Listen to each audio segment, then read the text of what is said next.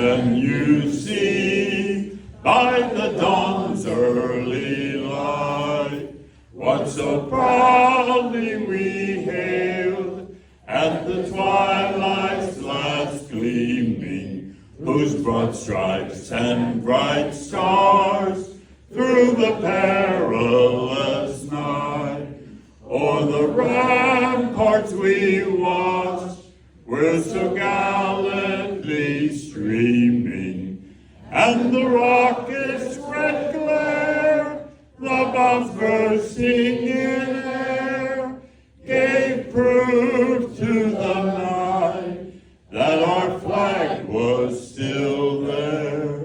Oh, say does that star-spangled banner yet wave o'er the land and of the free and the home of the brave? Thank you, Bill. You can be seated for a minute. Let me just make a couple comments before we have our opening prayer. As you know, we're in the middle of an election year. I don't think anybody would escape that fact. And I just wanted to kind of call your attention to the fact that I think we're going to be experiencing some tremendous, not that we don't always, but some growing spiritual warfare in our country. And I just kind of wanted us to be aware and maybe to kind of pray in that direction that, as you know, in 2020, what happened? COVID broke out and really fouled up the election and obviously created a lot of havoc and a lot of disruption in our culture. And regardless of what you think about where that came from and how it was released, it had a tremendous negative effect on our country. I feel like something is going to, or something being planned, and something may happen in our country this year. I don't want to be one just talking about things that may not happen, but I just have a strong sense in my inner person that the enemy, who is Satan, would like to destroy this country further. And I think a lot of you are on that same page with me. A few weeks ago, Rick Bratton put a comment on his Facebook page. Most of you know Rick. He occasionally comes here, one of our senators from just south of us here. Put a post on his Facebook page about the spiritual warfare that was going on in the Capitol while they were trying to discuss this whole thing about the change of the amendment voting policy and just a lot of things that are going on. And I was amazed to see how much resistance he got from comments on his Facebook page about the idea of spiritual warfare or spiritual influence taking place in our government. A lot of people spoke up and made comments like, well, we have separation of church and state. There's religion's not supposed to be in our government, which shows their stupidity. And it shows that they know nothing about spiritual warfare, nothing about what Satan's powers are or what's going on in our land. Our whole world is affected by spiritual forces, and it always has been. If you study the scripture, I know many of you do, all the way back into ancient times, you see references to the Prince of Persia that controlled Iran and much of that region during Daniel's day. And it's no mystery that those things are still going on today. Jesus said that Satan is actually the god of this world, and he is trying to hold on to power in this earth. And I can tell you one thing right now, he hates anything that tries to stop his progress in destroying cultures and destroying people, and particularly destroying free nations. And so I think I'm sharing this because I just want you to be aware of what's coming this year and be praying along those lines. Paul says in Ephesians chapter 6, and I know you all are familiar with this verse, he says, put on the full armor of God that you might be able to stand firm against the schemes of the devil. For our struggle is not against flesh and blood, but against rulers, against powers, against world forces of this darkness, and against spiritual forces of wickedness in heavenly places. Therefore, take up the full armor of God so that you will be able to resist in the evil day, and having done everything, to stand firm. So conservatives are under tremendous attack, as you know. Conservative lawmakers in all levels of our government are under attack. And I just want to encourage us to pray for them, to pray for our country, and to be aware and be sensitive to what's going on, particularly as we move on through the months between now and November. Be aware of what might happen and be prepared for some unusual things to come up. They're going to do everything they can do. And the spirit of the Antichrist that governs much of our political system is going to do everything it can do to derail people's chances to vote for who they want to vote for, right? So let's pray. Let's pray for our nation. Let's pray for our upcoming elections, not only in the national election, but also the one coming up in April. We got school board issues, the same things taking place in our school systems and in our local levels as it is in the state and national. So, Father, we come to you today. We thank you, God, for the fact that you give us wisdom. You give us insight and understanding. You give us the ability through the Holy Spirit to have discernment about what's going on in the world around us. We're not blind to Satan's devices. We're not blind to his activities. And help us to know how to pray and to intercede and to hold up those who are trying to stand for godliness and for truth in our country. So, Lord, we pray. We pray that the schemes of the devil will collapse and they will fall at nothing. And we just pray that those who are standing for truth, those who are standing for righteousness and for traditional values in our nation will be exalted. And we thank you for that, Lord. We love this nation. We don't want to see it crumble. We don't want to see it go down in chaos. But Lord, we just look to you as our ultimate hope. In Jesus' name, amen. Amen. Thank you, sir. Are you looking for a church? Yeah. I've already got one. There's one right there. Yes. Joe Nicola kind of gave me a little trouble last month. He said that he was my second favorite preacher. And I said, yeah, you probably are. You know, Tom preaches right here on 7 Highway in Blue Springs. It's called Summit Springs. Very conservative, reads the word of the Bible the way it's written, explains it that way, and I appreciate that very much. So it's Summit Springs, right next to Petland, in the same strip mall as Goodwill. You know, Salvation Army, yeah, Salvation Army, and that Korean or Japanese restaurant, Legend of Asia. So, You can come to church and walk to lunch. yeah, you can come to church and walk to lunch. That's what Tom said. So, but I'm telling you what, and, you know, and this is what we do in here. We introduce people to people, and we're connectors, and we're doing the best job we possibly can to make a difference in our city, and our county, and our state, and hopefully in our country. But we got to start with our locals. And we the people is, we get a lot of bad publicity. We get a bad rap. That's good. But you know what? I know, but you know, the people that are giving us a bad rap, they've never been here. Yeah, that's right. They've never heard us do the pledge and the national anthem. Who sings better when Bill Lewis is singing? I can really hit the notes when he's singing, I'll tell you that. It's pretty cool. But we the people, we're just trying to do the right thing. We're trying to make our cities sensible, to work by common sense, to help the children. And I always misquote Jesus said, protect the children. What did he say, Tom? Protect the children. He said, he that offends one of these little ones, it's better for them the millstone be hung around their neck and thrown into the sea. Yep, I always forget the millstone part, but but I tell you what, if we do not protect our children, and they are getting, they're getting brainwashed at a young age. They're learning way too young. They're not kids. They're learning way too much. And it's a sad situation. And we the people is trying to make a difference. We're trying to change that. We've got, I say Christians and conservatives that are running for office. That's who we need to be voting for.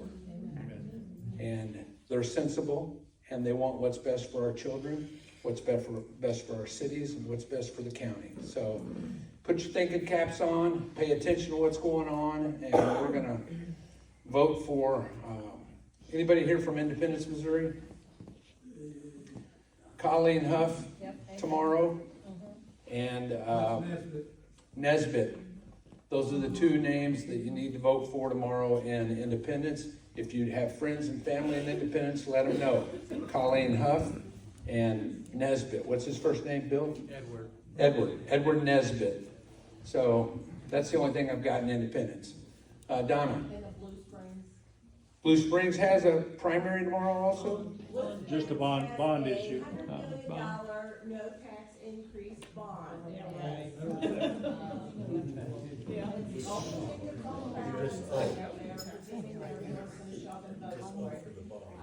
Understand the levy rate.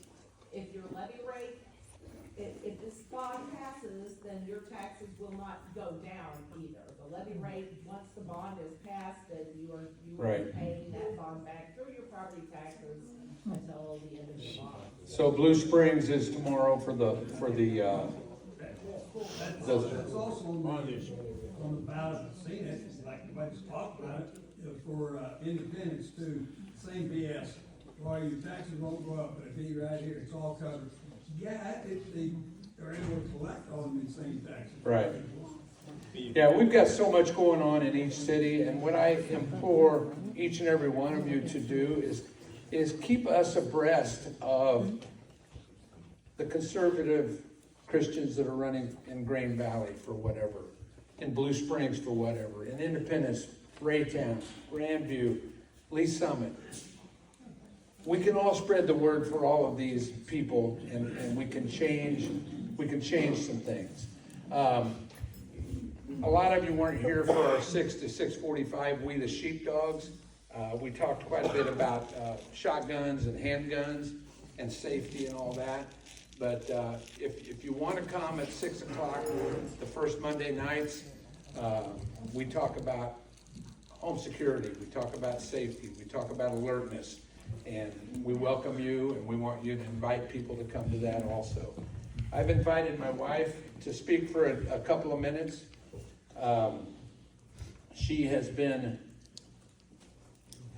very, very against having a gun for some reason. I mean, I killed my first deer when I was 10. I've had a gun in my hand since I was a little boy, but I wanted her to tell a little story, if she could. First of all, sorry for anybody that heard it last month. He made me do it again tonight.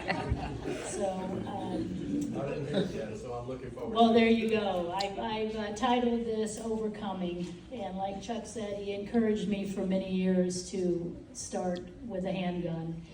And I was very afraid, very intimidated, and very worried that I would shoot somebody. Some people maybe needed it, but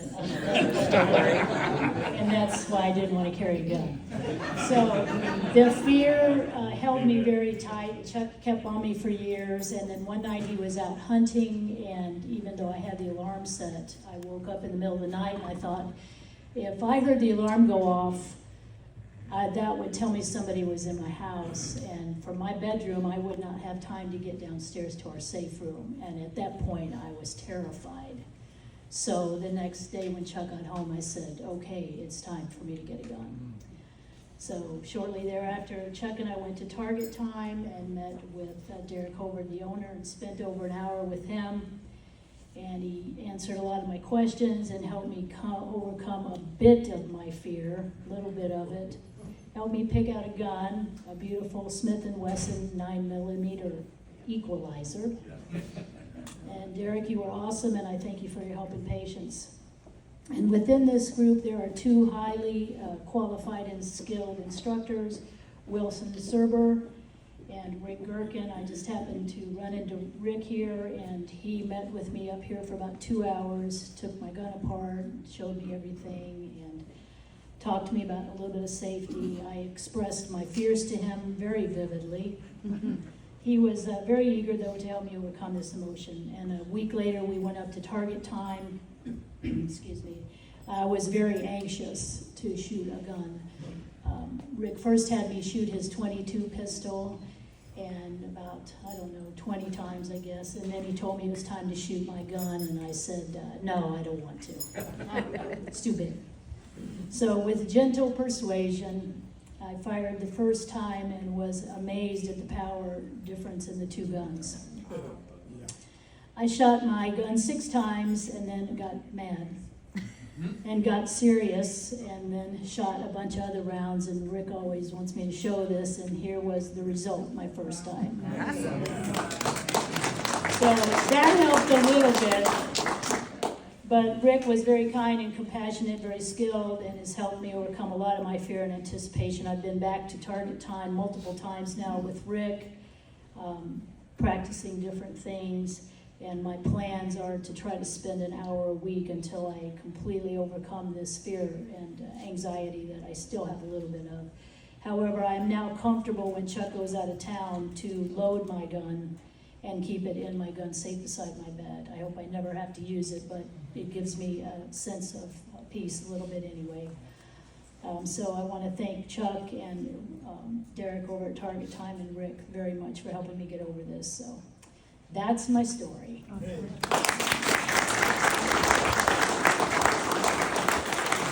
The reason I wanted Becky to tell you that story is because if she can learn how to shoot a gun, and if she can learn gun safety, and if she can learn how to take it apart and clean it and put it back together.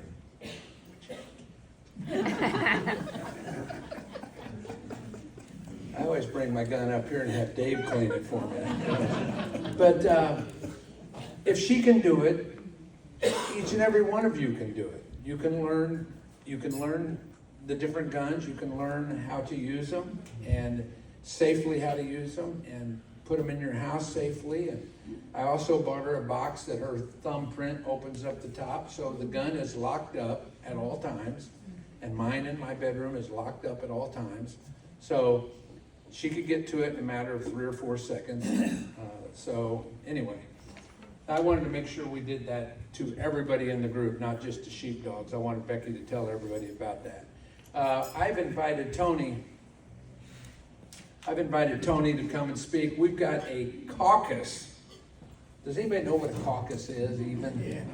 We got a caucus coming up on March the 2nd, and I've invited Tony to come and explain it to us. And she has left her email and phone numbers on the wall. Take a picture of it. If you need to contact her, she'll send you out some more information. Well, thank you. And I love Chuck, and I love all of you. I think it's great. So you know my ability with guns. A friend of mine bought a beautiful gun, and for his 60th birthday, I was going to go ahead and get him some bullets. So I spoke with his wife, and she gave me, I wrote everything down. I went to Bass Pro, and I handed it, and I said, I'd like to have a dozen, please. So they looked at me, and then they called the other guys over, and they said, do it again. So that's my experience. Maybe Chuck can convince me I should learn how to shoot. I want to introduce my friend Amy. Amy has been with me a while. She is working on hand counting, and that's one of the things that we're trying to do this next year. So that you know, Missouri already has a hand counting bill in place. Doesn't have to be voted on. And she's been working diligently with Mike Lindell and with Linda Rance. We also have somebody here, Teresa, that I've asked to come up. We only have a few minutes to speak when we do, about this initiative petition that is working very hard, and that'll be towards the end of this. One of the reasons why you need to go. Okay, so this picture was taken 6 years ago. I was a lot cuter. You should have seen me 40 years ago. But in any event, if you take a photograph on this, I have some posters up here. If you send me an email, I will send you this PowerPoint, and I will also send you something that I wrote up that will give you step-by-step as well. Okay, March 2nd, we are going to have a caucus here. It's not good, there is going to be a primary, so don't get messed up with that. If you go to do the primary in August, none of the presidential names will be on the ballot. You're only going to get to vote for the president in this process. So you have to be, am I okay? Am I kind of turning around a lot and everything? So it's March 2nd. Next one. And this is a step-by-step going overview of what we're going to do. Like I said, I'll send the PowerPoint. Please ask 2 or 3 other people to come with you, buy their breakfast or whatever it is, but we need to show up in force on this thing if you're going to vote for Trump. If you're going to vote for Nikki or somebody else, make sure you stay out for a longer breakfast. Okay. Her vote is on March 3rd. Yeah, March 3rd or something. Now, one of the things that you have, I'm sorry, you got your Trump hat on? Yo. So in any event, it is going to start, they say it starts at 10. I want to tell you the doors close at 10. All right, so you need to be there. We have no idea how many people are going to show up. If you all come and invite 2 or 3 other people, that's going to be a lot of people, and it's going to be at a middle school. We're going to have the address in just a little bit. There's going to be lines, and there's going to be parking issues. So if you think you're going to give yourself 20 minutes to get there, you've got to park your car. And if you arrive at 10:05, they're going to have a line there, and you're not going to get in, okay? So the next one. My little visual here about parking and lines. Next on. Okay, the location, once again, if you send me a text message, an email, I will send you this. It's going to be at East Trails Middle School in Lee Summit. Okay? Next one. Amy? Okay, got it. Okay. So, listen, what a caucus is, I'm going to read this. It's a closed meeting of a group of persons belonging to the same political party or fraction, usually to select candidates or decide on a policy. So that's what this caucus is. And the main reason for the caucus, okay, on to the next. Okay, all right, we're going to go to the main, I'll tell you what the main reason is that to select delegates and alternatives to go to this process. We have this first meeting in March, and then there's going to be another meeting, and I have all those dates up there. But for right now, I really want to encourage all of you to pre-register, because if you're going to try to register on the day of the caucus, it may very well be a zoo. Once again, if you get there at 10, before 10, they're going to let you in, but the caucus is already going to be running, all right? So you might get in there, and they might have already had their first vote or something like that. So what you're going to do is you go to, this is mogop.org, and that's what's going to come up, just like that. You have to go where it says 2024 caucus. Next one. When you go there, look down at the bottom and do caucus pre-registration. And then once you get to the next slide, go to the one that's in the lower left-hand corner, and it says Welcome to Missouri, and then register for the caucus. Now, this is an interesting thing. This is a form. Now, make sure you read the different things, because they want to know the year of, like normally, like if you have automatic fill-in things like I do sometimes, buy a lot of stuff on don't tell my husband, but I buy things online. And they always want your birth date. This just wants your birth year. Okay, so make sure you know what you're filling in. If you're missing something, you can go to the Jackson County Election Board. Teresa's going, that's it. And what they have for you on that is what you might need to fill in on. Now, they're going to send you an email. It might go, and I don't know if everybody's noticed that, but if you get a Republican or conservative email, it usually gets sent to your junk email. That's where mine was sent. So it's helpful, okay, on to the next one. It's helpful to bring with you that registration number, because it keeps them from having to look. I'm envisioning this rather insane situation trying to get in, okay? So, and it's going to be in a middle school. You don't know.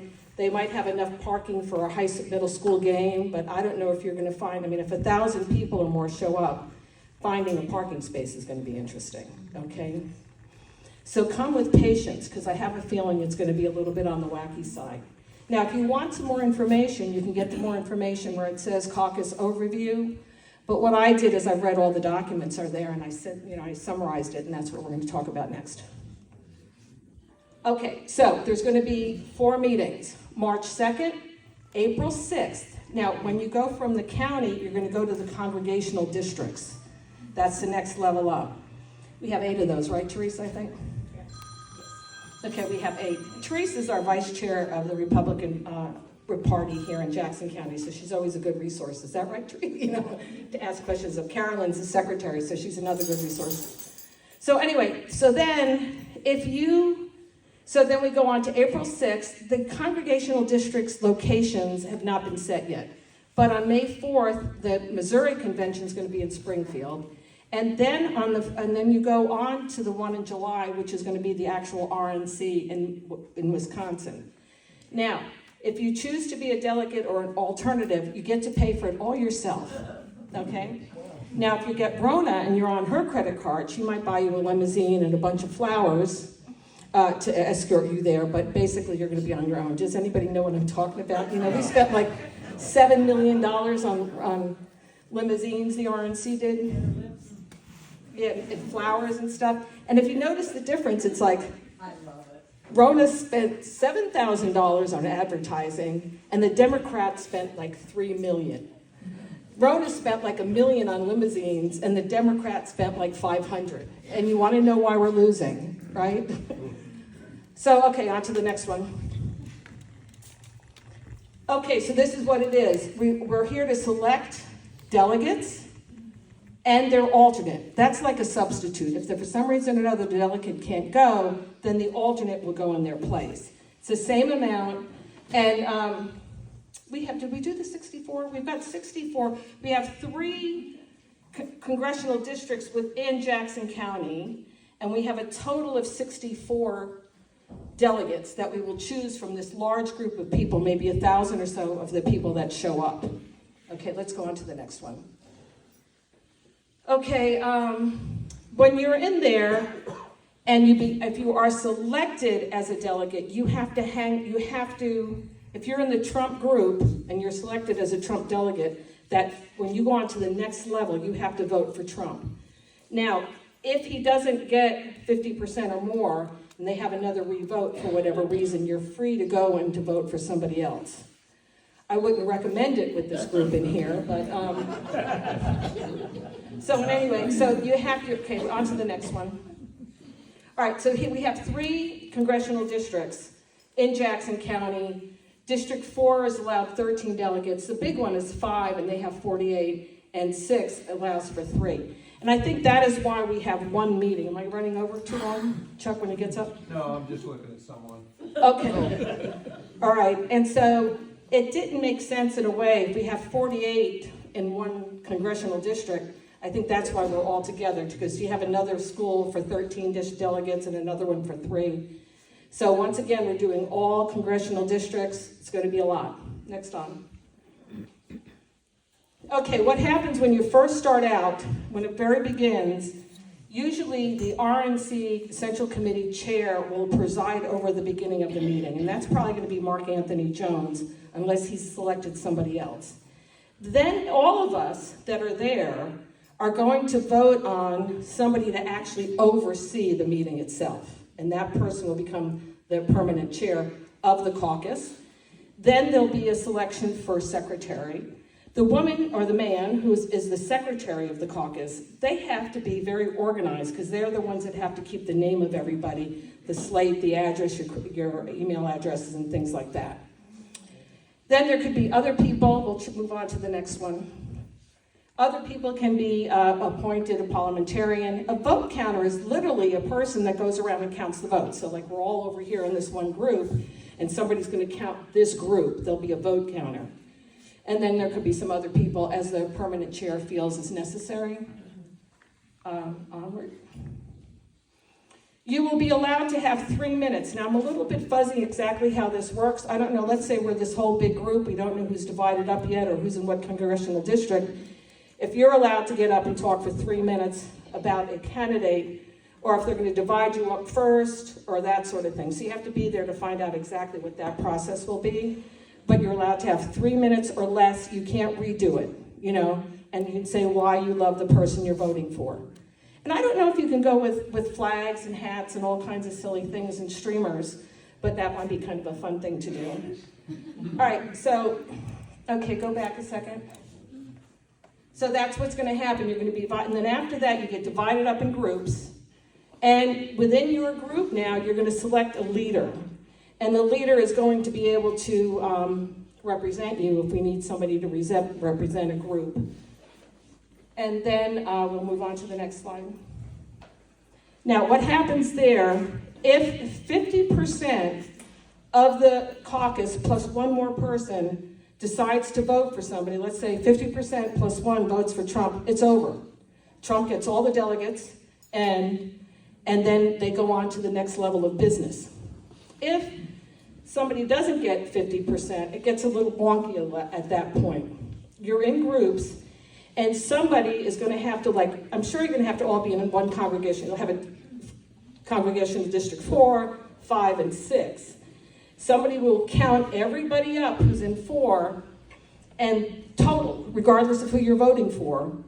And then they're going to go ahead, and if any group has less than 15%, that group is dissolved. 15% of the people there, so it's the number of people in the group divided by all the people in that congressional district. If they're 15% or less, that group gets dissolved, and the person is encouraged to go to another group. There's another vote, okay? And this is going to continue until at this point, if they can't get a majority, they're just going to do a pro rata share at that point, okay? So somebody might get, let's say it's 48 delegates from Congressional District 6. Well, somebody might get 30 of those delegates, somebody else might get 6, and somebody else 2. You see how that works? It gets a little bit confusing. But that's why we all have to get in there, all vote for Trump, have a good time, get to meet your neighbor, and carry on. So we're on to the next one. Okay, the slates of delegates may be chosen ahead of time. I'm not really sure yet, or if we have to vote them.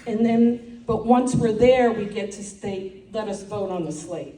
So if there's somebody on there that you think might be a Democrat or somebody else, then you can vote that person off. Now, I just want to let you know, if you're unregistered and you're Republican, you can go to the caucus. If you're registered as a Democrat, they don't let you in. The same thing happens on the other side. So we don't have to be inclusionary or understanding or let people do what they feel that's important for their well-being. So now the next thing that they're going to do, which may take a long time, is we have a platform. Teresa, if you just come up quickly. Sure. They have a platform that they're going to set. Now, it's important that you go because you can make some changes in it. You might want to do the handwritten stuff. Chuck is there to make sure you only talk for a minute. Okay. And then on to the next one. Oh, go back a second. Yeah, like that party platform. One of the things I guess I miss one in between. Hey, listen, what is going on, because we were talking about spiritually in the, and we can close that up now. We can just shut all that up. What's going on now at the Capitol is insane.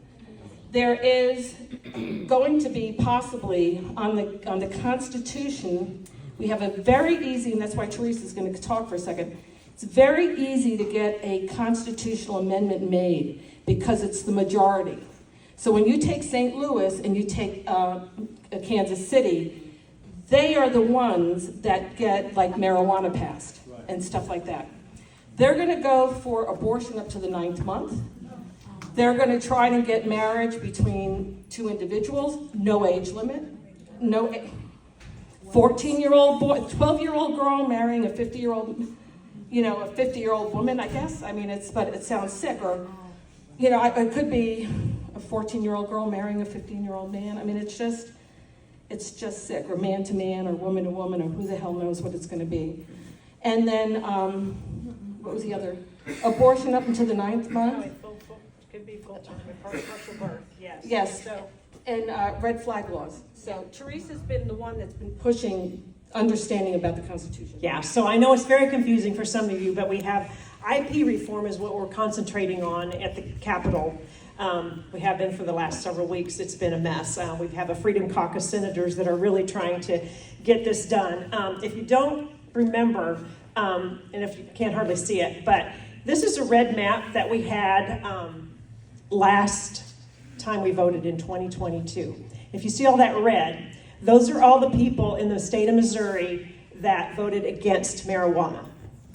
The ones in the green, which is mainly Kansas City, Boone County, and St. Louis, are the ones that voted for marijuana to be added to it changed our Constitution. I don't think you all understand that very well. Some people don't. So all it takes currently is for 50% plus one of the popular vote to change our Constitution. And Kansas City and St. Louis can do it. Can do it. Yeah, they have the vote. So what we try to do, we have 163 House districts in the state of Missouri. So what we're wanting is the popular vote plus 50% plus one of the 163 House districts in Missouri to make be able to have a change in the Constitution, not just a popular vote. This is more like an electoral college. If you're wanting to have that done, it's more like an electoral college. So make sure you pay attention to what's going on in Jeff City. Call your senators, support the ones that are the conservative senators, the Freedom Caucus ones that are trying to get IP reform done. Study up on it. And we had a question back there.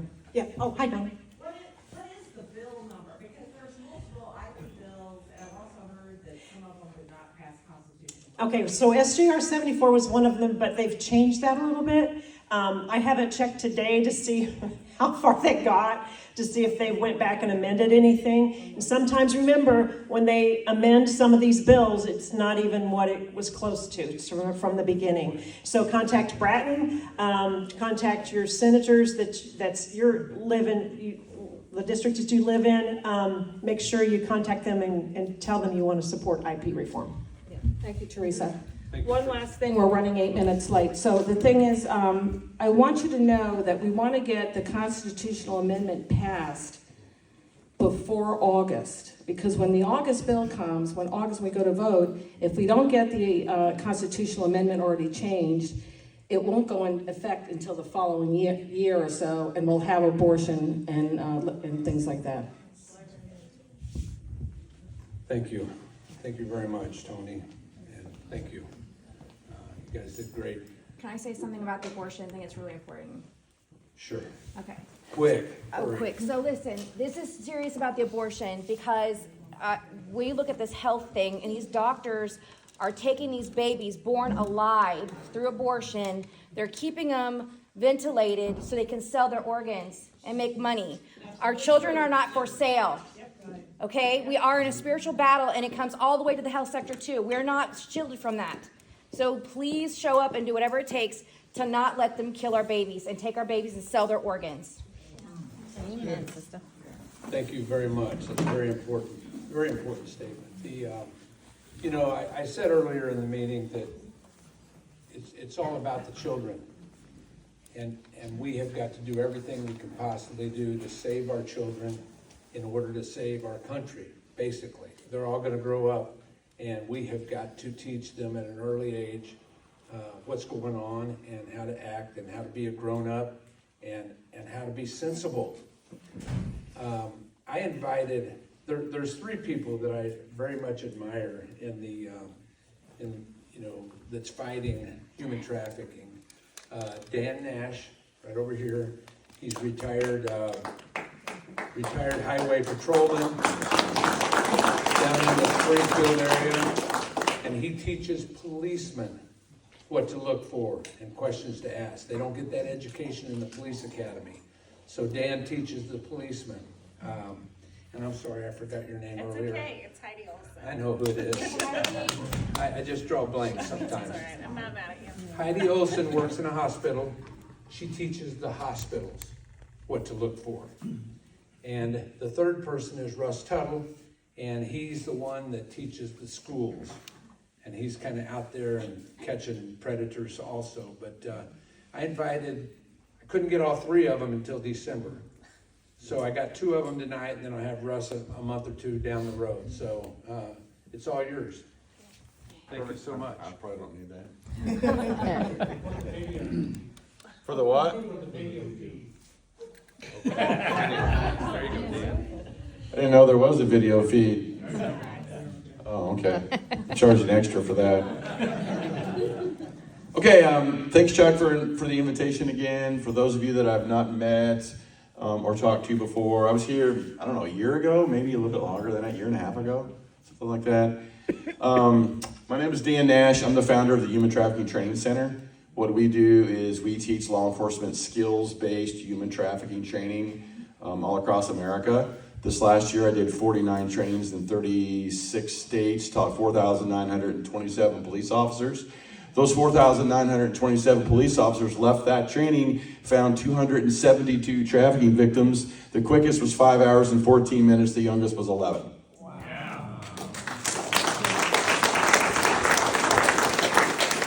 So far this year, I have 49 trainings on the books. I have 22 more in flux. So if everything goes right this year, we'll teach maybe 8,000 police officers everyone from NYPD to LAPD to Florida to Alaska and everywhere in between. Hopefully we'll do 3 trainings in Kansas City this year. We'll see how that goes. We are currently working on a project. We already have Kansas City, Kansas on board to train every police officer. I'm working on KCPD next. So that'll be great. As Chuck said, law enforcement does not get this. I mean, I was a trooper for 27 years. I never had this. It doesn't matter if you're the smallest agency, doesn't matter if you're the biggest agency.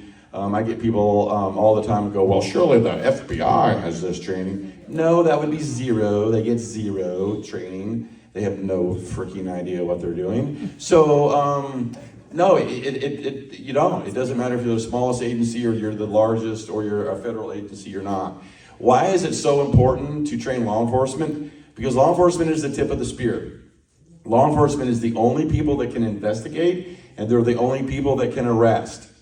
There's a lot of nonprofits in Missouri and across the country that spend a lot of time going out trying to find trafficking victims, and I'm not opposed to that. I think that's great work, right? But what happens to a trafficking victim if we go out and we find a trafficking victim and we help them get out of that life, and I'm all for that. But what does the trafficker then do? He goes and gets another one. We're like a little hamster running around on a wheel. And there's so many misconceptions about trafficking in America. How many of you saw the movie Sound of Freedom? How many of you liked it? How many of you think it's true and accurate? It's not. It's not human trafficking in America. What you just saw is not true and not accurate. Not true, not accurate. People are not getting kidnapped in America and getting trafficked. That's not what happens.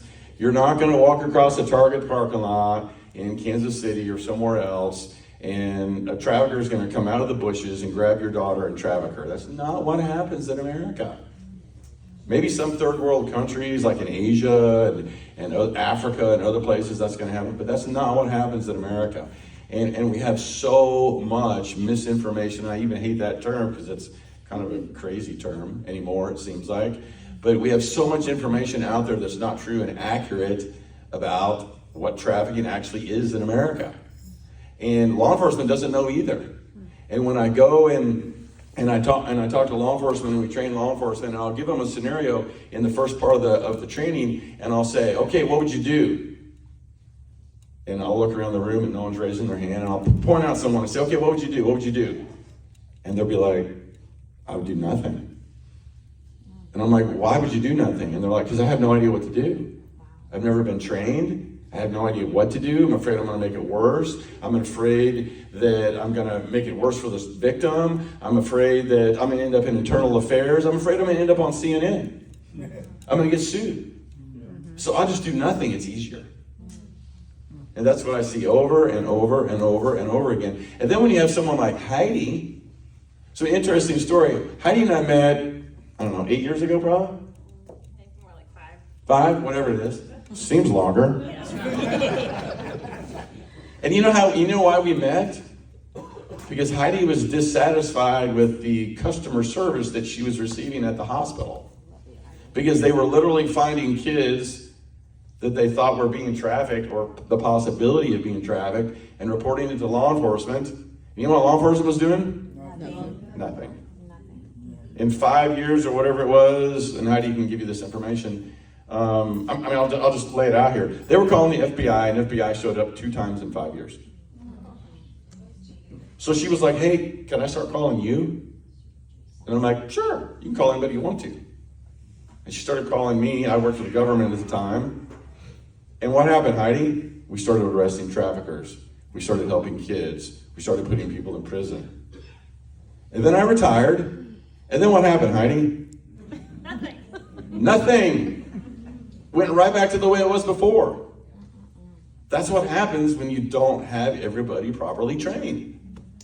And right now in America, there's all kinds of research on this. UNLV has probably done the best study. And it says about 8% of law enforcement in America has skills-based human trafficking training, which is what law enforcement needs. And I can tell you right now, in Missouri, we have more. How many of you are farmers? Or have a little farm, hobby farm, or anything like that? How many of you have cows? Okay, a couple of you. Do you know we have more people in Missouri that investigate cattle theft than human trafficking? Think about that. It's 100% true. It's about 8 to 1, actually. Number of detectives that investigate cattle theft versus human trafficking. So you're telling me cows are more important than trafficking victims? Right? Does that seem skewed to you? Yeah, it's craziness. It's totally craziness. So there's so much stuff out there about human trafficking that's not true, it's not accurate. Let's talk about the border for a minute. Is the border making trafficking worse in America? Of course it is. Are most of those people coming across the border being trafficked? Nope. They're not. They're being smuggled. There's a difference between being smuggled and being trafficked. Okay? To be trafficked, there has to be something called force, fraud, and coercion. In other words, somebody has to force me to commit some type of criminal activity. Mainly what we see in that is prostitution, but traffickers force these, I say girls because that's about 85% female, but it can be boys too, right? But I say girls just generally because it's easier speech for me. So they force these girls to do not only prostitution, but do theft, do fraud, do forgeries, do all kinds of different crimes. Because think about it, if you're being trafficked by somebody and your trafficker comes to you and says, hey, you owe me a $3,000 trap today. In other words, a quota. And I'm going to give you a choice. You can go have sex with 15 men today, or you can go steal stuff today. How many of you are going to have sex with 15 men? I'm going to steal the hell out of stuff.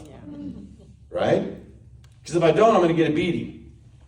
So that's what happens, and we miss that. And then what happens when we miss that? We end up arresting. One of the ladies that I work with is down in Florida, and she went to prison in Florida for 19 months because she was doing credit card fraud, using stolen credit cards. The police never even put it together that she was being forced to do this. And she ended up in prison in Florida. Eventually, like 3 years later, law enforcement comes to her and says, hey, because her trafficker, who was a gang member, got killed by another gang member, and they're investigating his homicide, and they kind of finally figured out, I think he was a trafficker. I think he was kind of trafficking this other girl. So they go and they talk to her, and she's like, yeah, I was being trafficked. But I mean, she was a felon now. She ended up becoming the first female or the first person in Florida, I should say, to get her records expunged, and now she travels with us, and she teaches all around the country. But we do that every day. We're doing that every day in America. We're arresting victims. We're not putting traffickers in prison. And it's not because the police don't know or are bad people. I mean, it's not like we're making a ton of money and we're doing it for all kinds of accolades, right? There's a friend of mine, anybody know Tony Caldwell? Works at the Justice and Dignity Center in Kansas City. Anybody know him? When I first met Tony Caldwell, he's like, Dan, I think KCPD is racist. And I said, well, what makes you think that? And he goes, because we're finding all these girls on Troost and Paseo, and they're being trafficked, and KCPD's not doing anything about it. I said, Tony, they're not doing anything about the white girls, the Latino girls, the Chinese girls, because they don't know what to do.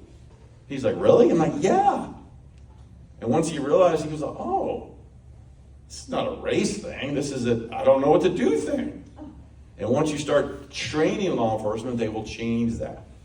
So in the past, with Chuck's help, we've done trainings to help train law enforcement with your help, right? And I'm going to tell you a real quick story before I turn this over to Heidi. I've been doing a bunch of trainings doing trainings all across the country, but lately, last couple of months, I've been over in Illinois a couple different times. And a quick story. I got this call Friday. Illinois State Police calls me and says, hey, I want to tell you what happened to us. Stops a car on the interstate. 16-year-old female passenger with a 38-year-old male. No relation. The trooper's been trained. He's going, this doesn't seem right. He starts asking appropriate questions. He starts looking at proper things. He gets suspicious.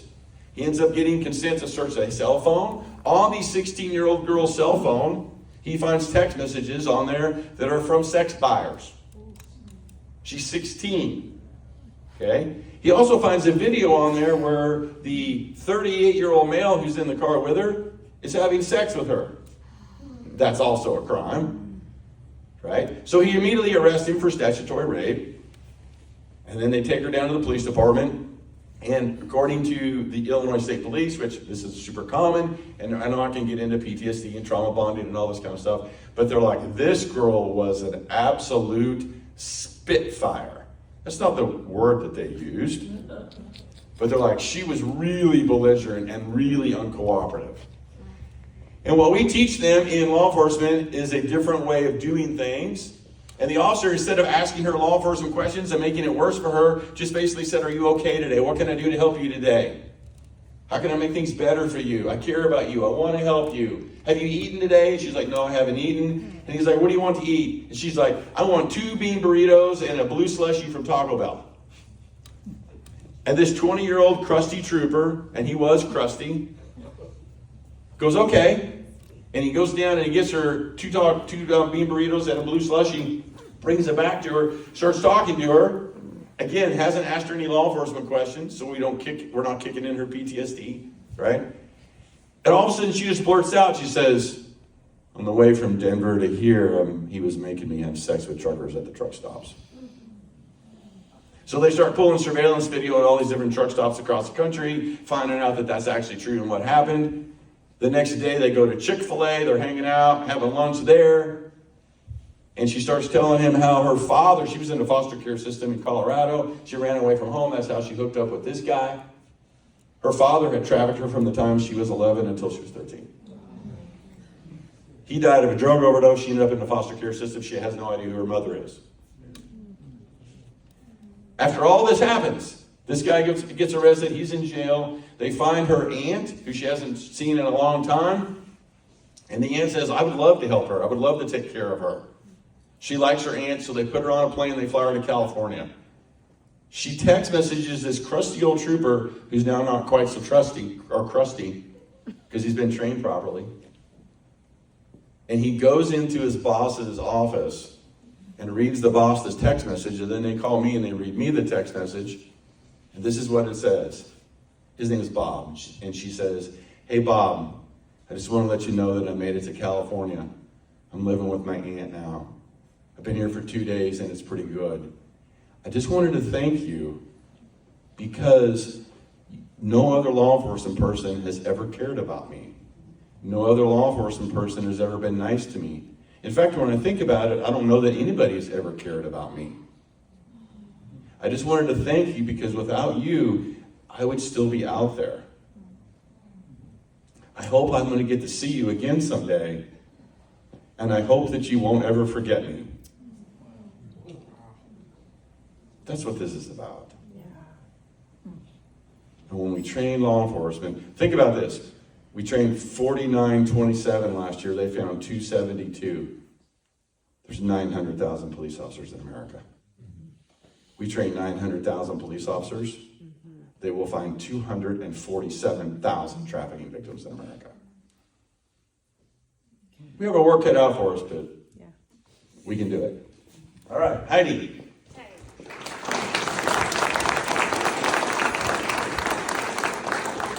Thank you for having us back. So I'm a forensic nurse. I was here maybe a year and a half ago on behalf of Rehope. I was a consultant for them. I have my own business. It's called Paradigm Shift, and I was a forensic nurse at Children's Mercy and ran that program for 5 years, which is how we met. We see kids in our city who are being trafficked all the time. This is not something that's just like every once in a while. There are so many kids who are being exploited and trafficked. And as healthcare workers, we have a really unique opportunity. So probably more than law enforcement, trafficking victims are coming into contact with healthcare workers. There's research that shows that about 90% of trafficking victims come into contact with a healthcare worker at some point in time while they're being trafficked. That's a huge opportunity for us to say, hey, something's not right. How do we build rapport? How can we help this person? And yet less than 4% of trafficking reports come from hospitals. So that's a massive gap if there ever was one. Can you imagine if that was true of like cancer rates or something, like we were misidentifying them 90% of the time? Hospital wouldn't get reimbursed if they were doing that bad of a job. But when it comes to human trafficking, hospitals do not want to address this at all. So I started my business thinking, okay, great, I'll do similar work to Dan. I'm going to go in hospitals, we'll do skills-based training, we'll train staff, they'll start to identify victims because we've seen it work. I've never hit so many brick walls in my entire life. I've been told no, I don't even know how many times. At this point in time, they do not want to do this training. They don't want to pay for this training, but they don't want to invest anything into it. And there's various reasons why, but everyone's burned out, tired. It just feels like one more thing we're adding to their plate. It's not going to generate a revenue, is what I've been told. So basically it's like, yeah, why would we pay for this? We're not going to make any money off of it. We don't know what to do with disclosures, so we don't have any, we don't want to invest in this. So it's really frustrating because if the motivation was we're going to do the right thing, they would say yes, and that has not happened. Advent Health, I will give them kudos. They've started opening their doors to us to do trainings, but pretty much everywhere else, it's far and few between that we're getting yeses. So we're kind of just going wherever we can to train, but when we are able to train, immediately we see results. We see kids, we see adults who are being trafficked, who are identified by staff do a really good job building rapport, and they're able to offer resources. So I will give an amazing story. We trained at Advent Health in December. There was a trafficking victim who was identified. Because staff felt like they had the ability to really know how to interact with this patient population, they were able to build rapport. She was ready to exit. She was ready to be done with her trafficker.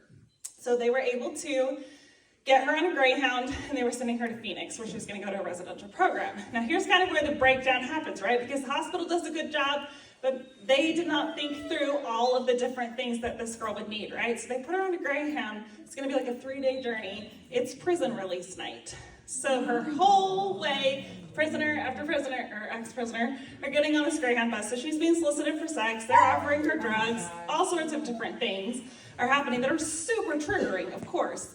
So by the time she gets to El Paso, Texas, she's like, I'm done. I cannot wait at the bus station here overnight.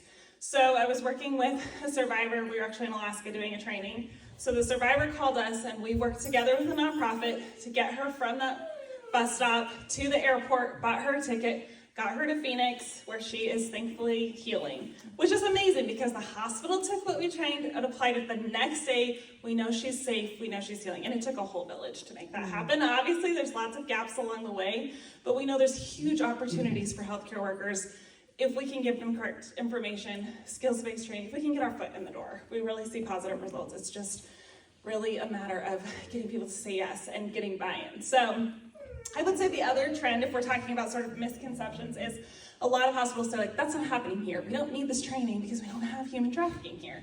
And the reality is, so similar to what Dan was saying, we don't see abductions and things like that. What we see is this is destroying and decimating lives, especially of kids. Most kids have some type of device, as you know. It's very addicting. And what we see is kids are being societally groomed into thinking that exploitation is normal. So most kids at any given time, if they have a smartphone, they're 2 clicks away from porn. So tons of kids are seeing porn at really young ages. Online porn is really violent. So they're seeing this. It's very desensitizing. And then people online are asking them, hey, send me a naked photo, send me a nude, send me whatever. Okay, everyone does it. I'll send this to you, which is a crime.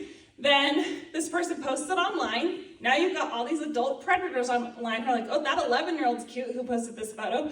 I'm gonna ask them for more content. Hey, if you send me another naked photo or video, I'll send money to your Cash App. And that happens. Do you think that 11-year-old thinks they're being trafficked? Like, no, everybody around me's doing this. No big deal, right? They're never gonna say, I'm being trafficked. They've been groomed into thinking that's normal. We talked to a school resource officer who was telling us, girls in our high school say only ugly girls get diplomas. And what they mean by that is it's been so normalized to think that you can exploit yourself or be a porn star in the society as they're saying, when I turn 18, I'm gonna go on OnlyFans and create pornography and make a ton of money, and I don't even have to finish high school. So if you finish high school, you're ugly because you can't make it on OnlyFans, right? So we used to say girls don't wanna grow up and become prostitutes, and I think that's true, but there is a generation of kids growing up and thinking, I can make pornography and that would be kind of awesome and I would make a ton of money, which is just, in a lot of ways, prostitution that's being filmed.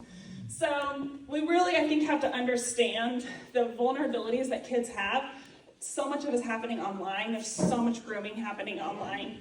And that's how traffickers are finding them, really, and just playing on that normalization of exploitation. So I'll wrap it up because I'm sure you guys probably have questions for us.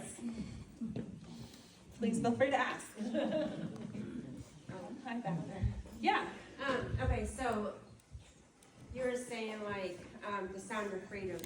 Like, that's not how trafficking is working here in our backyard. Correct. It's not how trafficking works anywhere in North America. So how are they, what's the definition? How are they being trafficked? You can take over. Because I thought kids getting stolen from Target. No, that doesn't happen. That doesn't happen in America.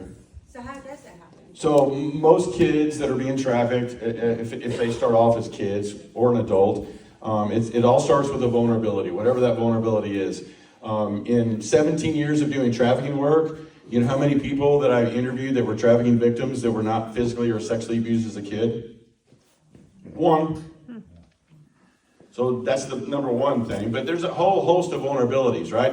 Poverty is a vulnerability. Divorce can be a vulnerability.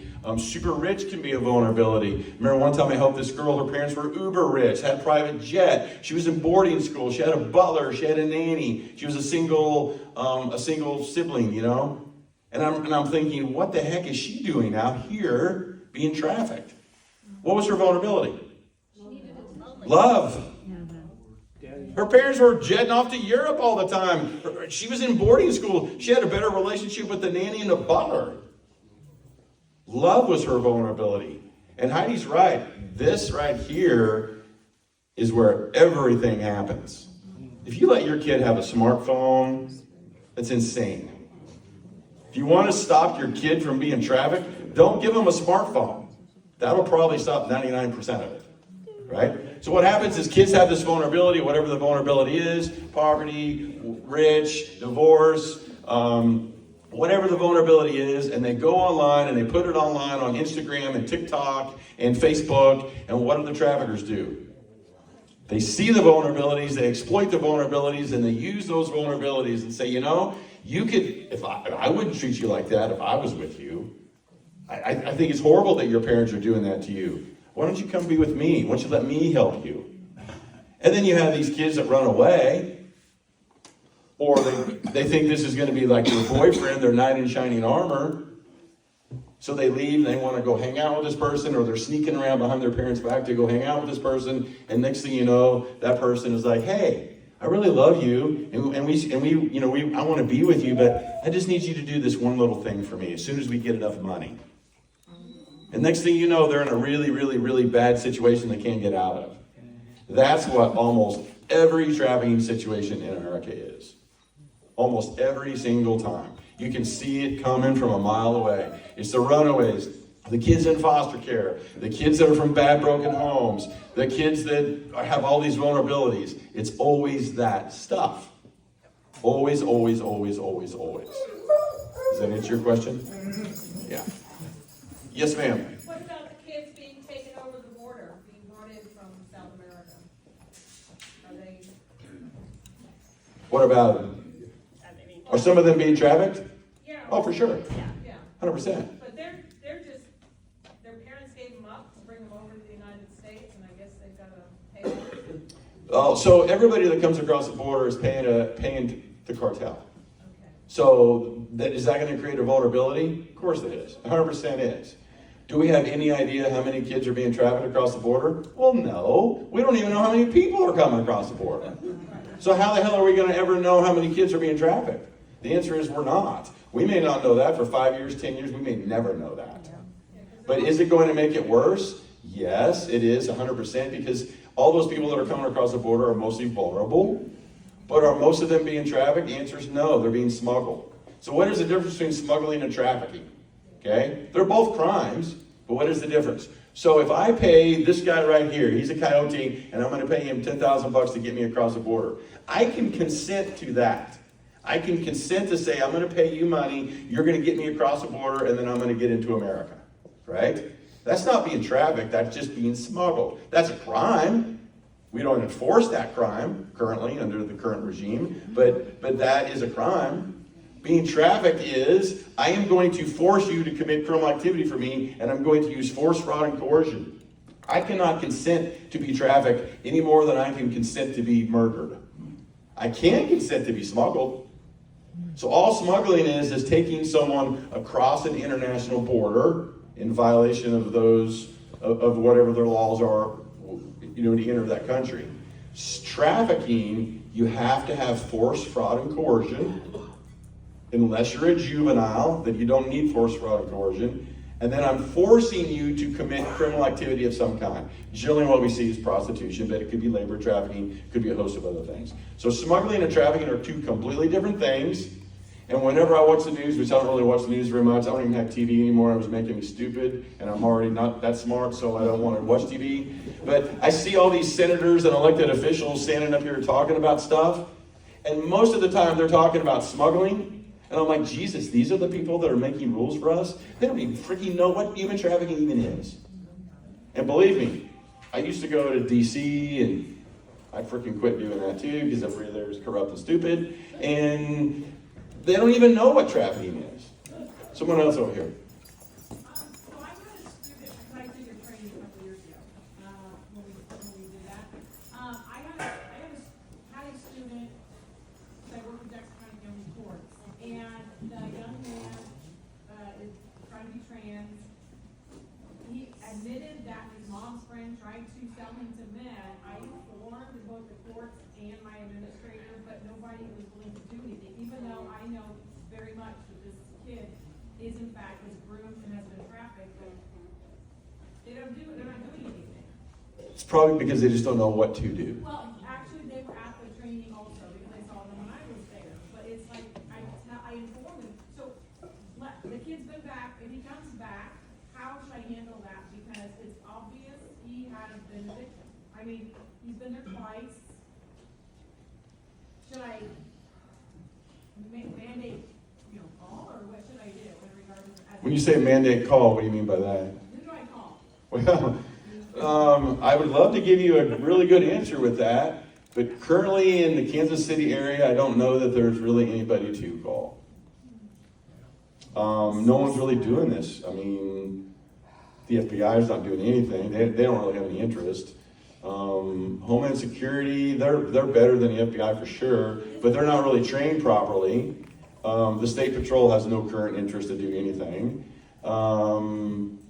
Local PDs don't know what to do. Yeah, because I called the police department on another incident. I've actually seen 2 other kids have trafficked. When I call the police, they don't know what to do. No, they don't. And in fact, when I was in Victoria's Secret, and I saw a young girl, and I realized this girl and this man did not belong together.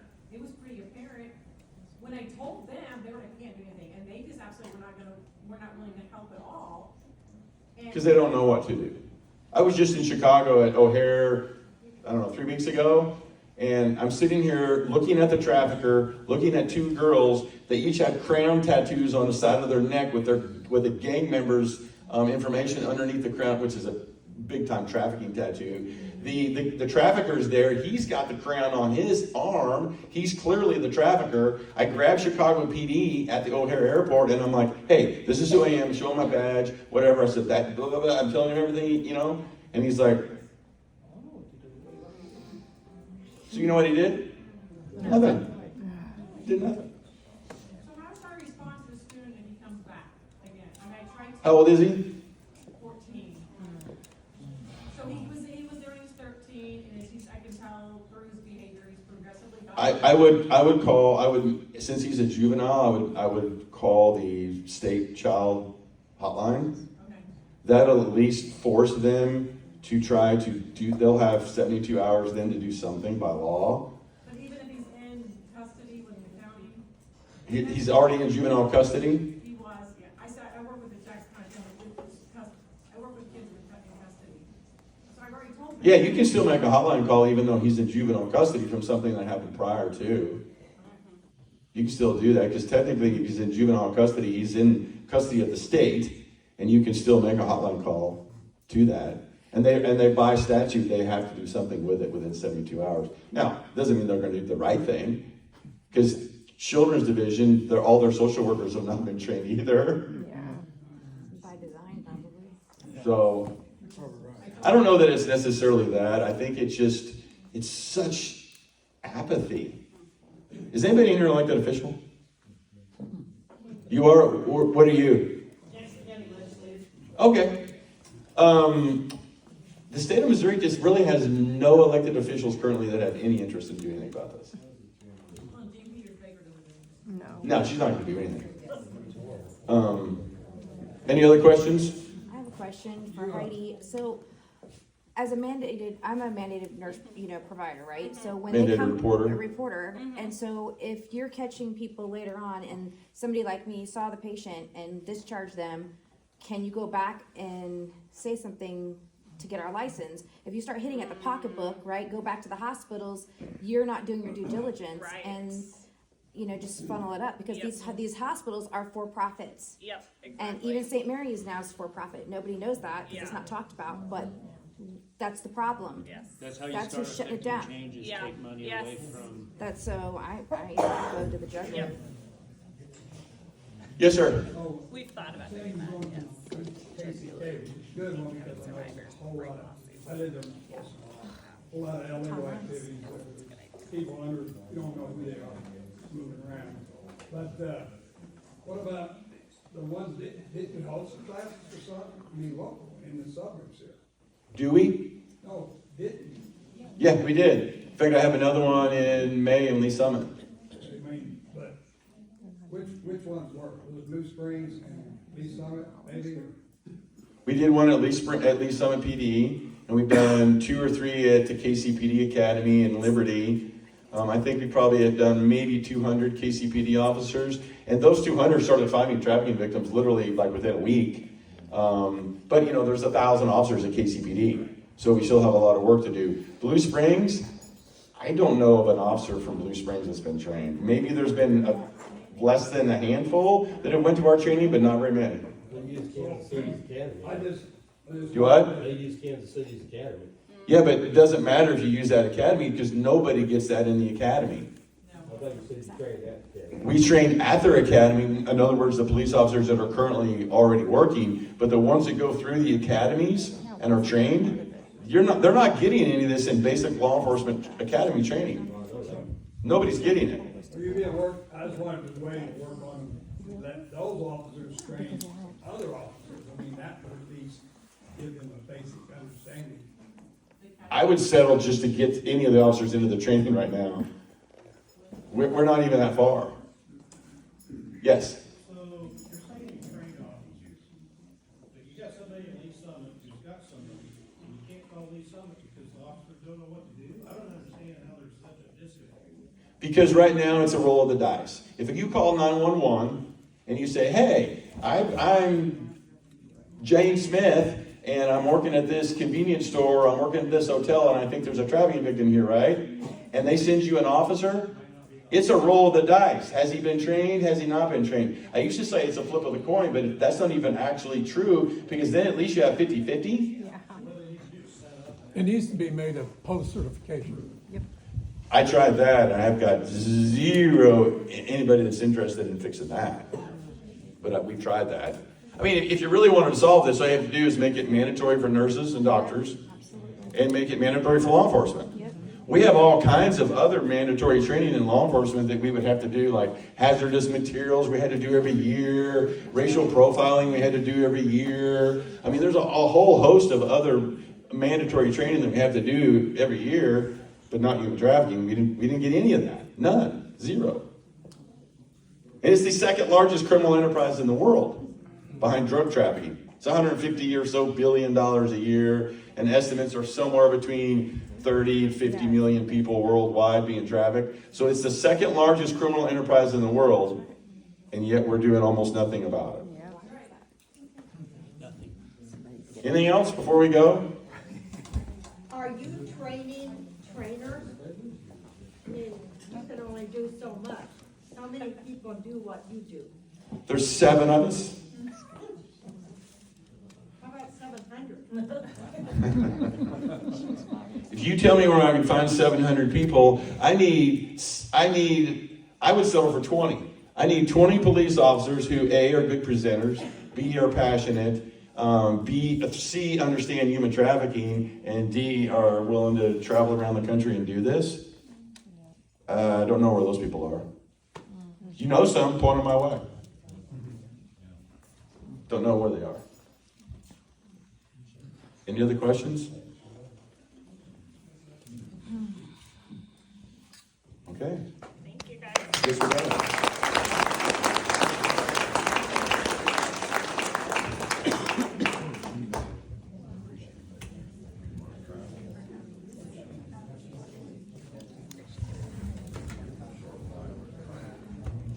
That wake you up?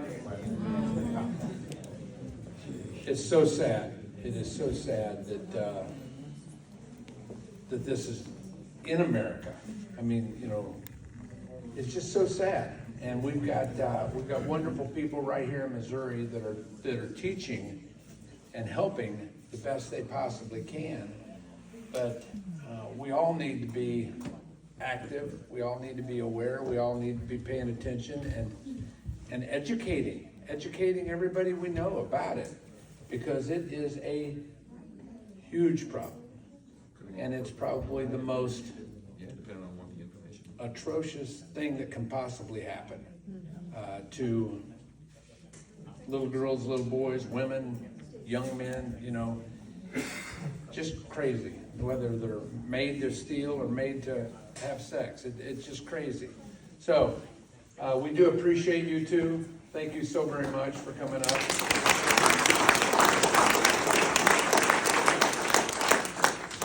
Sometimes we have to have the difficult conversations also. You know, we have a lot of information that we give out at We the People. We have incredible speakers that come here about all the different subjects that We the People cover. And it's not always a fun conversation. It's you know, a lot of us are going to walk out of here just shaking our heads going, what's going on in this country? What, you know, when I was a kid, of course that was a long time ago, but you know what? It wasn't like this. I mean, yeah, there was racial problems back in the day. And it's much better, I think, now than it was then. But there was, you know, when I was in high school, marijuana was the big deal. There was a little bit of marijuana over here, a little bit of this or that. But now it's, you know, it's fentanyl. You know, and America is ignoring that. And Dan didn't talk about fentanyl, you know, because they're talking about human trafficking, but fentanyl is coming over the border like candy. Oh, yeah. And they're even making it in pastel colors to look like candy. 110,000 people a year are dying of fentanyl in America. 58,000 people died in Vietnam in like 10 or 12 years. 110,000 a year are dying in America with fentanyl.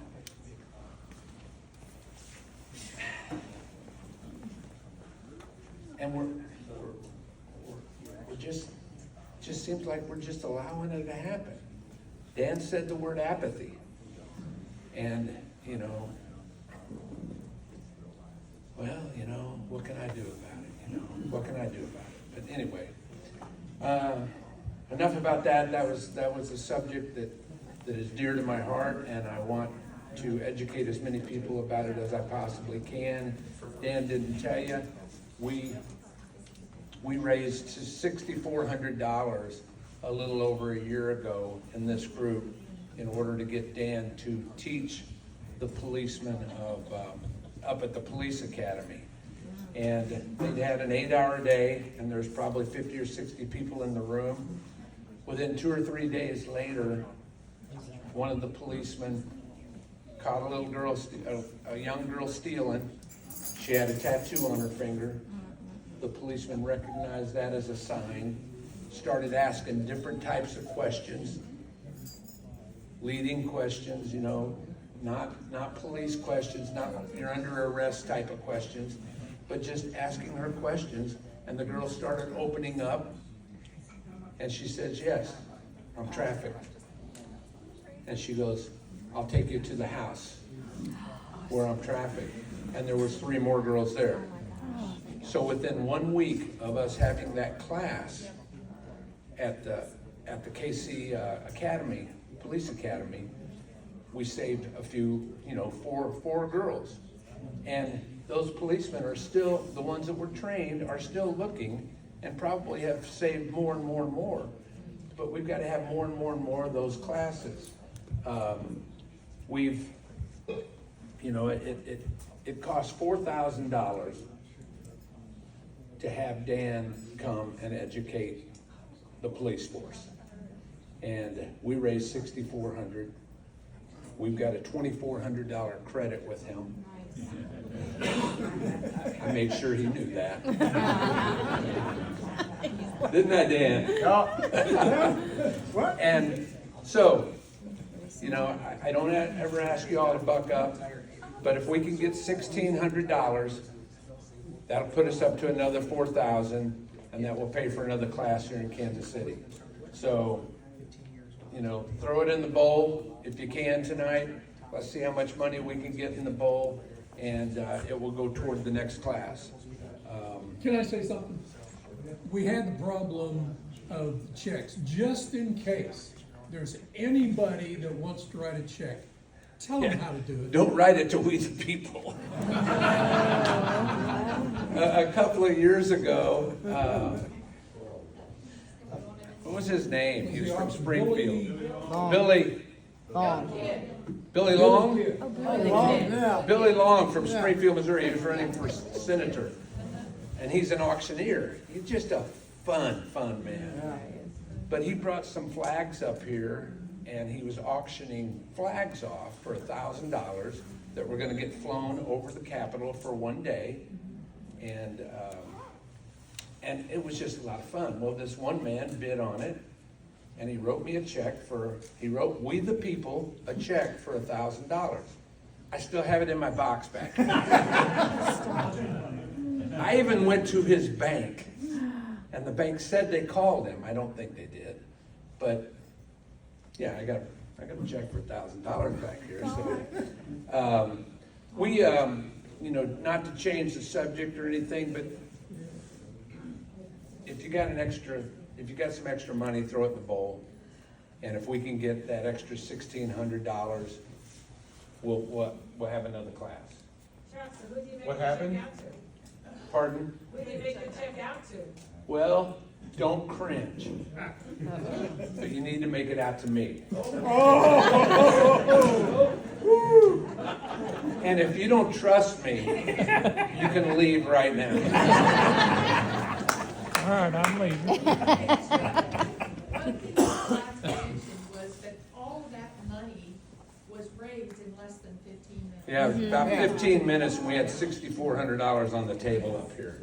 So. Did you tell them what happened after we did that training? Yeah, go ahead, tell them. If you don't mind, real quickly. Literally, I think it was 5 days. Literally within 5 days, there was a trafficking victim, if I remember right, she was 15, that one of the officers that sat in that class that you paid for, literally helped her, ended up arresting a trafficker, and the guy ended up, I think he got 14 years. But there was like 3 more girls that got found within the next 2 months. So what we have found is that for every 100 officers we train, they find about 3 trafficking victims per year. So for every 100 officers that we train, they find 3 trafficking victims within 12 months. And because they stay, that continues for the life of that career of that officer.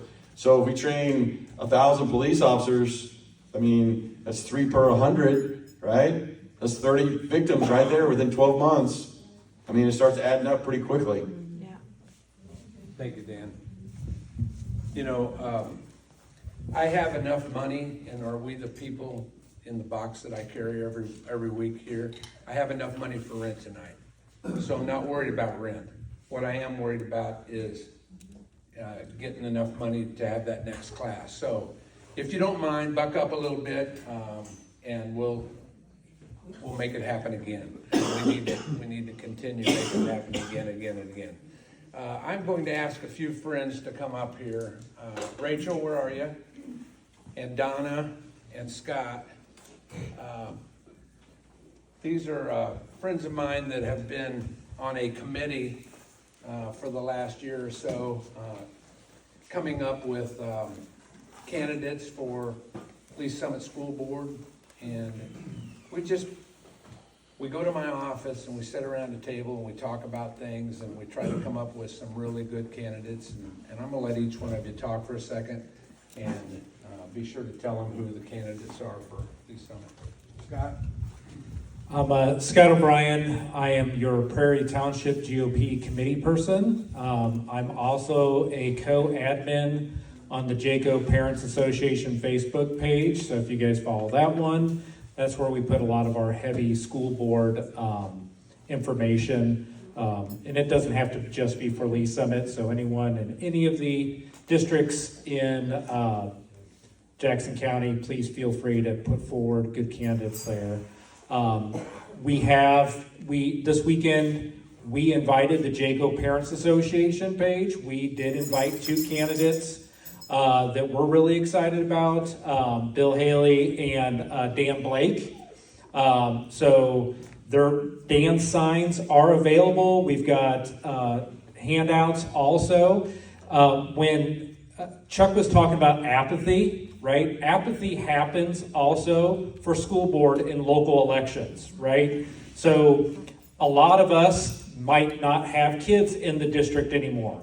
A lot of us might choose to send our kids to private school or to homeschool, but this is a community issue. All of us are stakeholders in the outcome of school board elections, and no matter what district you're part of, you need to get involved. You can get involved by making donations to great candidates like Dan and Bill. And for Lee's Summit, you can't run a campaign on $0. So they need to be able to buy these awesome signs and the flyers, pay for advertising, things like that. And I'll tell you who doesn't have apathy: the left-wing candidates.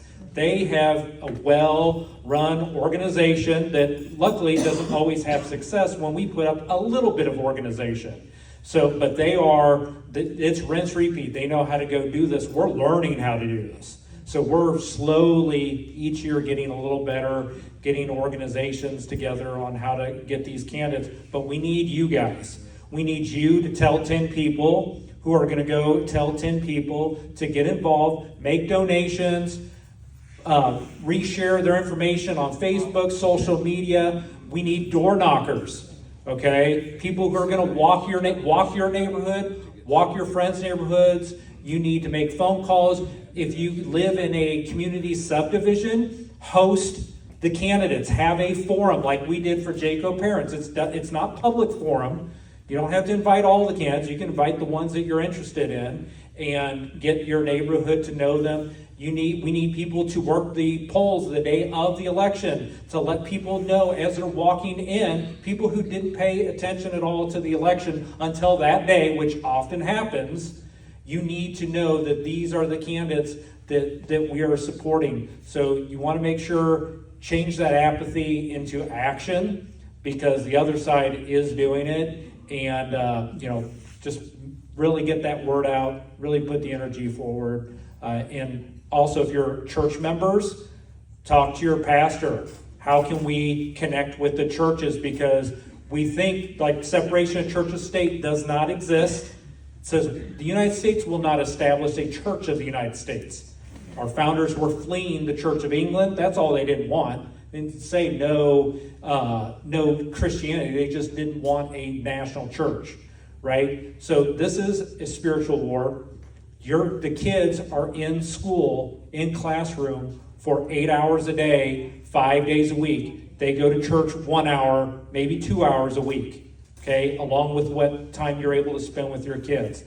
When you remove God from a organization like school, it will be filled with another belief system. That belief system is there, and it is teaching your kids, and we have to counter that through elections and through your actions. So thank you. April 2nd is the election day.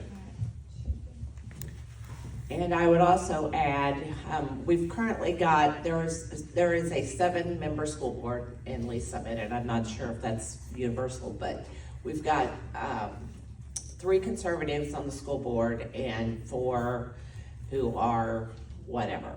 The problem is it's a nonpartisan election, and that's a sham, but that's what they're calling it. So it is important to let all of your like-minded friends to, 1, be aware that the election is on April 2nd, and 2, who the conservative candidates are. I'll also, add that I am the door knocking coordinator, and along with Rachel and a couple of other folks. A lot of people will just say, I don't know anything about any of these candidates, and it's tough because, we've got the Lee Summit Tribune, but it's got fairly limited distribution. This is school board. People can't afford, television ads and those kinds of things. The vast majority of it is social media, which is not real life, and there's flamethrowers, and a lot of that devolves. We really struggled last year with the left controlling the messaging. And so, 14% of the voters turned out last year. And that was actually a high watermark. I ran in 2018 and we had like 10.1%, and everybody was like, oh, that was a high turnout. So, you're looking at your schools, your city council, basically being chosen by 1 out of 10 people in your community. So show up and vote, look at and understand who your candidates are. And if you're not in Lee Summit, I don't know if we've got any other school board candidates up. We need to get some information. Yeah, there's, yeah. Anyway, well, as we learn, and also make sure if you are not on the email, if you have not signed up to get We the People emails, I will also send out a calendar of events or any information that needs to be shared that will go out after this meeting. So as we get candidate recommendations and information, we can get it out to you via email. And I'll let Rachel is got a great project going if you're like pancakes. Yes, so one of the things that I realized, I grew up in a family where if you want something done, if you believe in something, then you do it. You don't just talk about it, you put your money where your mouth is. So I grew up in a family where my parents Every Saturday, we were at Planned Parenthood, we were protesting, but we also, if a young girl needed a place or needed something, my parents taught me that you just don't say something about it or complain about it, you do something. And so when we talk about our candidates for school board, when we talk about, it's not just about getting people on the board, it is protecting our children. And, you know, we heard about trafficking. I can guarantee you 100% our children are being groomed in our schools. We have teachers, men, grown men, dressed like women, and parents are too afraid to say something. We need real men and real women of God to stand up and to say, this is enough. We are not here to play these agendas, to support your agendas. We are here because we are an academic institution. Our job is to hire quality teachers to provide a quality education to the taxpayers of this district and all the districts. And so it is so important that we put our money where our mouth is. So we do need to help them. One of the ways we're doing that is, well, I always like events. So I decided to go ahead and do a pancake breakfast for our two candidates, Bill Haley and Dan Blake. And both of their wives are absolutely involved in this and getting this together for this Saturday. So it's a meet and greet and fundraiser. They're going to tell us where they stand. If you're not sure about it, then come and talk and listen to them. But while you're doing it, you can eat. And pancakes are always good with some bacon and friendship. Yeah, I mean, so it's 8:30 to 11 at the VFW building on downtown Lee Summit. And the VFW is a big supporter of our education system, and we don't take advantage of what they do what they're willing to do for our students. And so it's 8:30 to 11 this coming Saturday for Bill Haley and Dan Blake to just meet them. And it is a fundraiser, so please bring some dollars. And again, guys, this is not about them, and they will tell you that. This is about our children. And when I have students asking me to provide them a porn book, which I have had just this last week, these kids know what they can get by with, and we've got to stop it because it doesn't matter. Let everyone else be apathetic, but when we stand before God, we have to be able to answer to God and say, we did everything we did. It doesn't matter what the results are, but we have to do what we are called to do as followers of Christ. And that is we do everything that we possibly can because we may just save that one child, okay? I have those students, just one child. It may be your child who is saved or protected because of what a pervert teacher may want to do or groom your child, okay? So or your grandchild. We've got to do this. We cannot keep saying things and just going, well, that's not my problem. It is all of our problem because it's our future and we will all be held accountable if we do nothing. Yep. Chuck, can we mention the sales tax? We can bring on more people too, if that's on the ballot. Sales tax is also on the ballot. Yeah. So April 2nd, you need to get out there, you need to tell everybody. It doesn't matter if it's Lee Summit, Blue Springs, Grain Valley. You know, we need to look at our candidates. Christian, conservative candidates. Sensible, level-headed, working in the best interests of our children and their education, and get rid of all this crap that is going on. Sorry, Tom. Sometimes I say cuss words in front of my preacher, and it really bothers me. But so you know, I know we have a lot of information at these meetings. A lot. We just 2 hours of talking and educating is just. I know it's a lot, but I need, this room needs to be overflowing. We need more people here. You need to continue and invite more people and tell them. The people that are bad-mouthing this and the people that think that we're right-wing radicals, they've never been here before. They don't know who we are. You say the word conservative and they think right-wing radical. I don't know what other word to use. That's appropriate. We are. So, anyway, you know, I love this group. I love We the Sheepdogs. I love We the People. I mean, you guys are wonderful people. But you really do need to stand up and put your hands up and say enough is enough. Because if we don't take it back, we're going to lose it.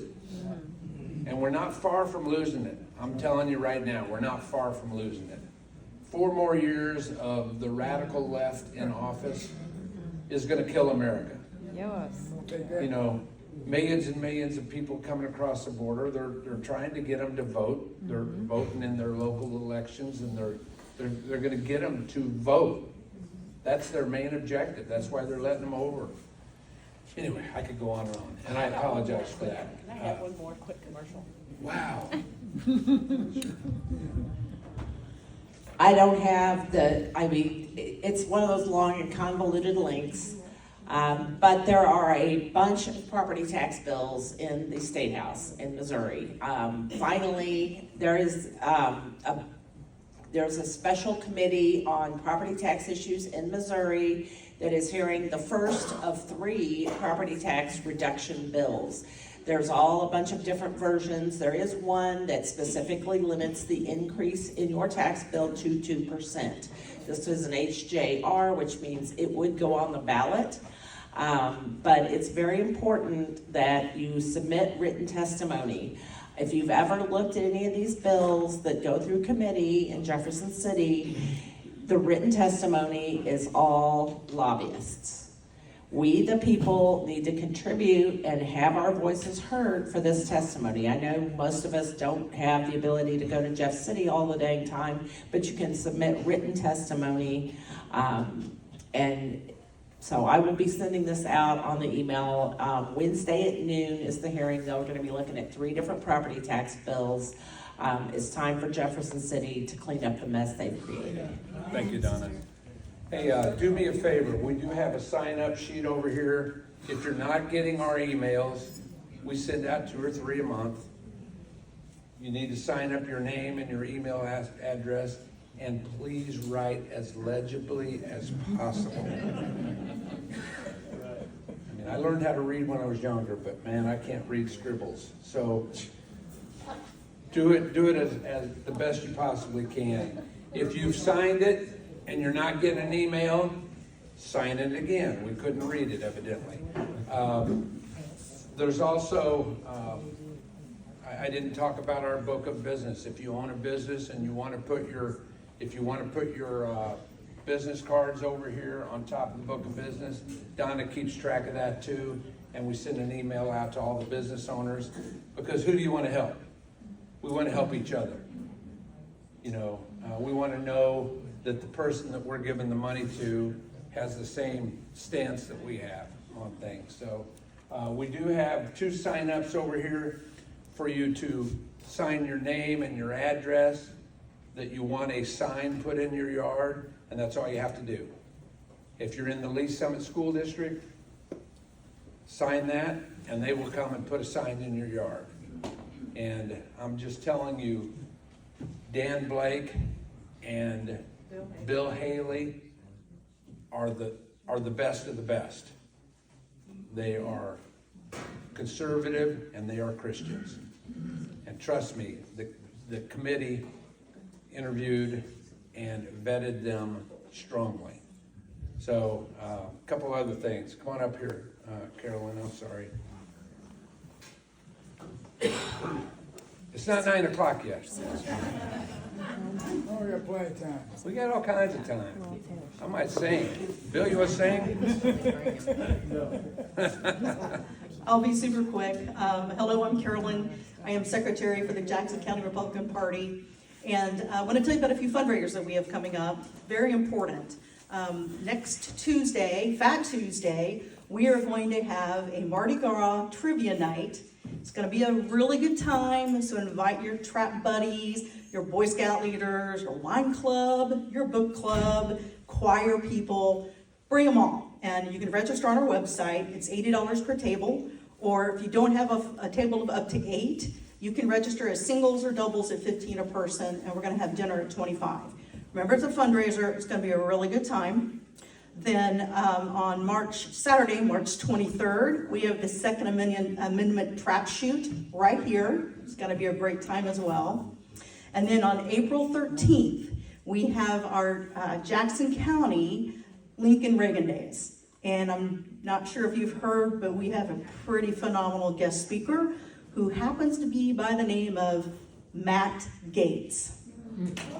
So you're going to want to sign up for that. So it's going to be at the Courtyard by Marriott in Blue Springs. Again, all the information is on our website. And then don't forget, the state GOP Lincoln Days is the 16th through the 18th. You can go on their website to sign up, and that's all that I have. Great, thank you very much. You know, this year,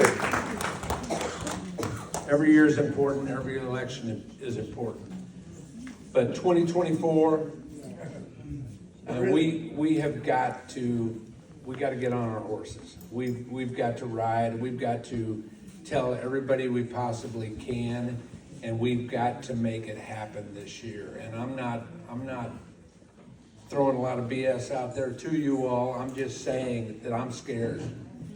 I'm scared if we don't win back what we've given away. We've given it away. Apathy. I mean, it's said all night long, apathetic. You know, what's one vote gonna matter? It matters, trust me. So we've got to win it all back. And I don't mean to scare anybody, but we've got to win it all back. We've got wonderful people in the room. We've got people that are running for office. We've got a guy running for governor.